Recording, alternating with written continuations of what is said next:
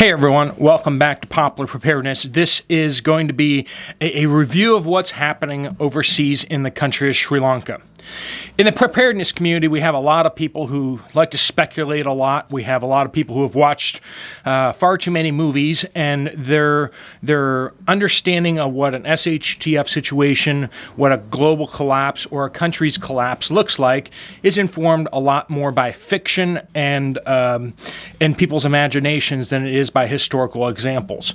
Right now, we are in real time watching the collapse of a society over in Sri Lanka. I want to go over what has been happening because this is very useful information for people who are worried about collapses in their own countries. What would that look like? What could that potentially look like? What kind of ends up happening? How does this domino to crisis levels? So Sri Lanka, of course, is just off the coast of India, and they now have installed a new prime minister. They have a new government. And this is after and as a result of massive protests in which hundreds of people have died, police officers attacked, many houses and mansions and buildings burned, violent protests, right? So the new Prime Minister Ranil, has now said that where they are as a country is that they have 1 day worth of oil in the country. Now, they have 3 tankers sitting off the coast that they cannot actually get them to unload because they don't have any dollars to give them. And that's going to be one of the main thrusts we're going to be talking about here. They are also running extremely low on food. And there's just no food out there. And that's part of the reason why there was the protest in the first place. So we have this collapse in this country because they don't have any trading dollars in this case, right? When we look at what's happening in other countries, when a country's currency becomes devalued to the point where nobody internationally wants their currency, it stops being a medium of trade. So in the United States, if the dollar were to become worthless or becomes a non-viable trading option internationally, which is, it sounds a little far-fetched at this point, but we've been talking about the de-dollarization of the world. But someplace like Australia, it's more possible, right? Where countries would say, well, we'll sell you oil, but we don't want Australian dollars. We want US dollars or we want euros. At that point, what do? You're going to have to exchange your currency for dollars. And if nobody wants to do that exchange, you're going to have to figure out a way to sell something internationally to get those, whatever is being used in international trade, get that currency so that you can then purchase what you need. In this case, Sri Lanka is exporting a lot less than it imports right now. So they need to import more things in order to get the factories working and get the workers to the factories. But they have gotten into this cycle where it's, spiraled out of control. They can't import the things that they need in order to get the factories working, get the workers working. So they can't export things, so they can't get the currencies. And this is how international trade can absolutely collapse. This is a small country. They are a relatively small country, so that is more possible there. And so now the only way they can really get out of this cycle is they need international funds, which is kind of where they got into problems in the first place. They joined the Belt and Road Initiative from China, which is these predatory loans that are given out by them to smaller countries in the hopes that they will eventually default on those loans and then they can take critical pieces of infrastructure. In this case, the Chinese took the main port there in Sri Lanka. They just basically have a 99-year lease and in reimbursement, they basically forgive the loan that they had given. So they're basically purchasing up ports and access to other countries, and that's what happened here. So when this started going down, basically you started having these protests, and the protests escalated until what happened was then you had the pro-government supporters attacking the anti-government protesters, and this happened on May 7th. May 9th, I'm sorry. I can't read my writing. May 9th, they had this massive face-off. 219 people were injured, 9 people were killed. And this wasn't even the government attacking the protesters. This was pro-government people attacking the anti-government people.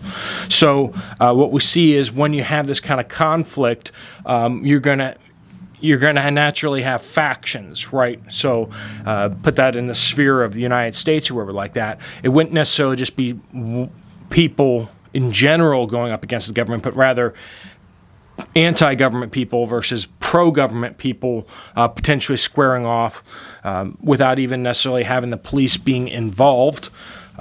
Or the police can be involved in the pro-government people.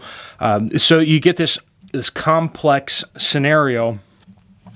One of the things, learning examples I'd take from that would be stay away from the protests.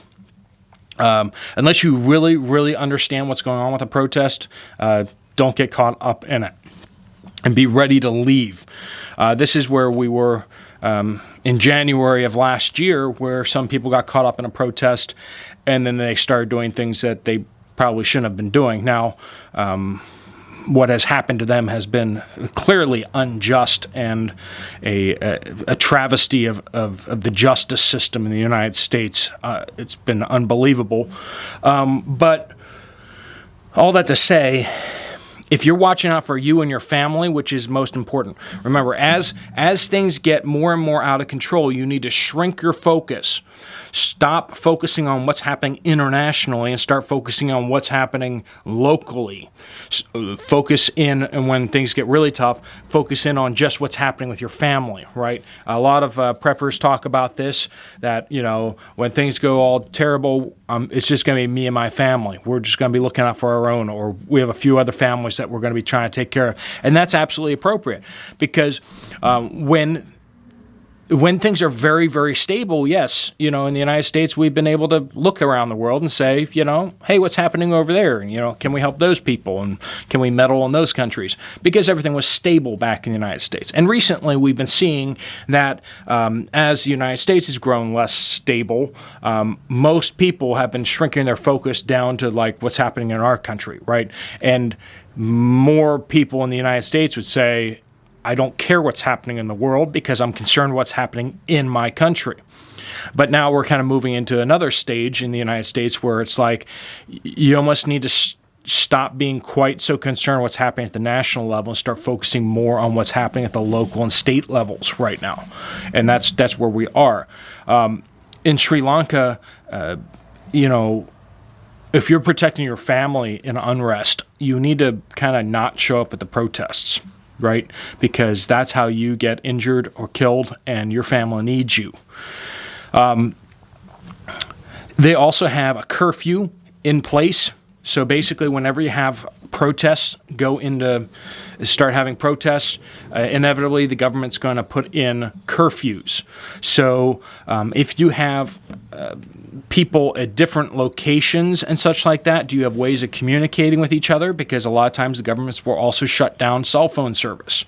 I don't have reports of that happening in Sri Lanka, but in other places we've seen that, like protests over in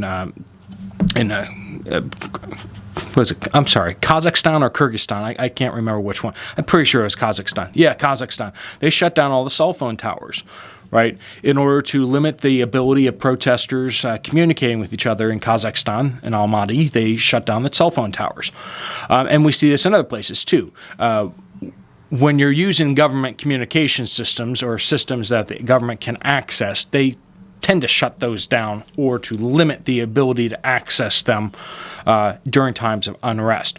So if you can't leave your home during certain hours of the day, how are you going to interact with people that you're partnering with? How are you going to communicate with them? Those are important questions to ask. Do you have radios? Do you have capabilities to communicate? Do you have plans so that if there is no communication, you know what each other is doing? Curfews oftentimes do restrict nighttime travel and such, and then you have to be careful to get back in time, and that limits how far you can go, generally speaking. But then it also makes it very important for you to have like safe houses. Not like spy safe houses, but rather places that you can crash if you're trying to travel a certain direction, places that you can get close to the curfew time and say, okay, well, I'm going to sleep at this person's house and not violate curfew, and then the next day I'm going to come home. Having those people and places lined up and friends in strategic locations is an important thing to have. So that, and then also curfews can become very extreme. We saw this back in the cough over in India, where they were only given several hours a day to actually go out shopping. And if everyone's going out to the store at the same time for several hours to get food, that's very, very limiting. Now, that was less to stop unrest, though there's probably a component of that as well. But it was more about limiting exposure to other sick people and stuff like that. But some thoughts on those things. So in Sri Lanka, they are running out of all imported goods. So medicines, surgical equipment, industrial like machinery and such like that, all the stuff that needs to be imported, they are running out of because they can't pay for these things. Power outages up to 15 hours per day, so power rationing. So if you're stuck in your home, they've shut down communications. And then on top of that, they start cutting your power because they can't keep the grid operating because all the workers are stuck in their homes. This is kind of how it snowballs, and you see how very quickly you're going to be forced to be dependent upon only one person, and that's you. So for all the people out there who keep saying it could never happen, I go, Sri Lanka, it's already happening right there. You go to places like Venezuela, it's already happening in Venezuela. You look at places where it's happened in the past, like Cuba. Right now we're having issues in Peru as well. You look at other countries where collapse has happened in the very recent past. Zimbabwe has had a collapse there. One country after the next.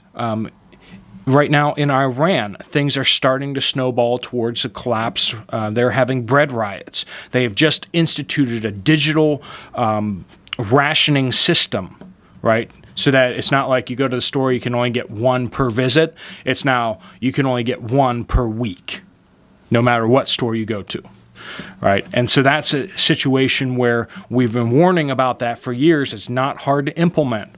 And with the passports that they were trying to institute for the pats on the shoulder, those passports were planned to be used for rationing, right?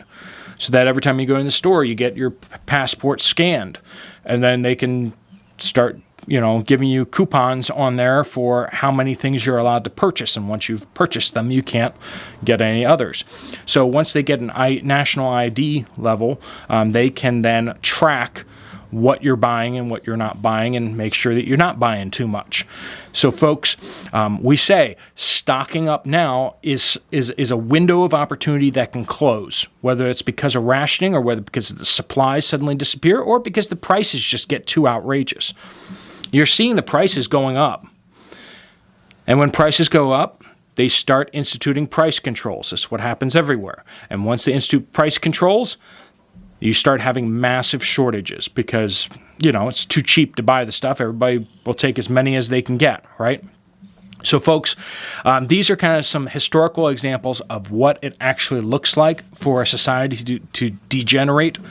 And protests do tend to be centered in certain neighborhoods.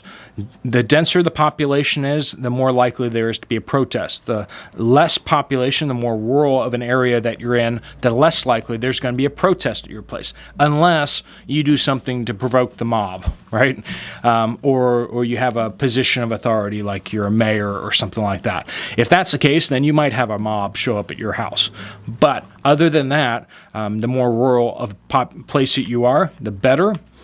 If you have riots and such in your neighborhood and around your neighborhood, we saw this out in St. Louis, Missouri during a bunch of those riots. There were a bunch of accounts talking about what it was like, and they had to hunker down their homes because they didn't know which streets were blocked, and violent protesters out there blocking cars and then potentially attacking cars. You need to stay put.